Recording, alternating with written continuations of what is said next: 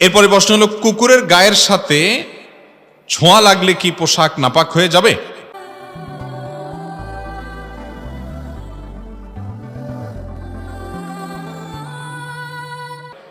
কুকুরের সাথে যদি আমাদের শরীর কাপড় চোপড় লাগে, বিশেষ করে শহরে গ্রামে সর্বত্র কুকুর ছুটোছুটি করে তখন কুকুরের গায়ের সাথে আমাদের গা কাপড় চোপড় অনেক সময় লাগে, স্পর্শ হয়, নাপাক হবে কিনা, খুব গুরুত্বপূর্ণ প্রশ্ন। এটার উত্তর হলো যে কুকুরের যে লালা এটা নাপাক, কুকুরের মুখের যে লালা এটা নাপাক। যদি কারোর কাপড়ে কারোর শরীরে কুকুরের লালা লাগে তাহলে ওইটা ধুইতে হয়, শুধু ধোয়াই নয়, নবী করিম সাল্লাল্লাহু আলাইহি সাল্লাম বলেছেন কোন পাত্রে যদি কুকুর মুখ দেয় ওইটাকে 7 বার ধুইতে হয়। কয়বার ধুইতে হয়? বিজ্ঞান গবেষণা করে হয়তো বাইর করছে বা করবে যে কুকুরের মুখে হয়তো এমন কোন জার্ম আছে যেটা এতবার না ধুইলে যাবে না, মারাত্মক কোনো কিছু হয়তো আছে, আল্লাহু আলাম। সেটা আজ হোক কয়দিন পরে হয়তো বের করছে বা করবে, অথবা করুক বা না করুক, নবী করিম সাল্লাল্লাহু আলাইহি সাল্লাম থেকে বিশুদ্ধভাবে বর্ণিত এর পেছনেই কল্যাণ আছে, এছাড়া কোনো কল্যাণ থাকতে পারে না। বিধায় কুকুর যদি কোথাও মুখ দেয়, আপনি কোথাও যাচ্ছেন, মুখ শুকতে গিয়ে জিহ্বা দিয়ে চাটলো আপনার জামাটা, তাহলে যে জায়গায় চাটছে ওটা নাপাক হয়ে গেছে, ওই জায়গাটাকে ধরে আলতো করে আপনাকে ধুইতে হবে 7 বার, ভালো করে ধুইতে হবে।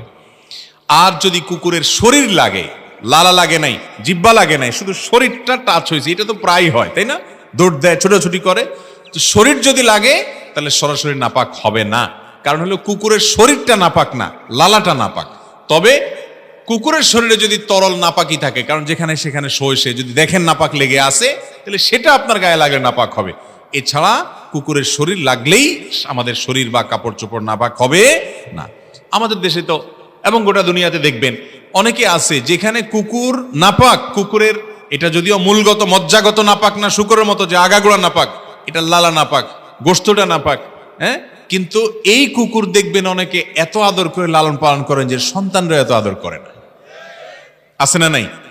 দেশে আছে, বিদেশেও আছে। আমাদের দেশে আজকাল দেখবেন অনেক লোক, এই লোকগুলো অনেক নিজেদেরকে মহানুভব মনে করে, তারা মানুষ তো বটেই, পশুর প্রতি পর্যন্ত তাদের মায়া কত বেশি, যেটা কুকুরকে পর্যন্ত আদর করে যত্ন করে কোলে করে নিয়ে যায়, খাওয়ায়। হ্যাঁ, এই মানুষগুলোই দেখবেন তাদের আশেপাশে বহু বনি আদম, বহু মানুষ না খায় আছে, তাকায়াও দেখে না, কিন্তু কুকুরের প্রতি অনেক মায়া।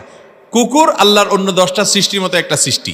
একটা কুকুরের প্রতি দয়া করে পানি পান করানোর কারণে একজন ব্যভিচারী নারীকে আল্লাহ তাআলা মাফ করে দিয়েছেন, হাদিসে আছে।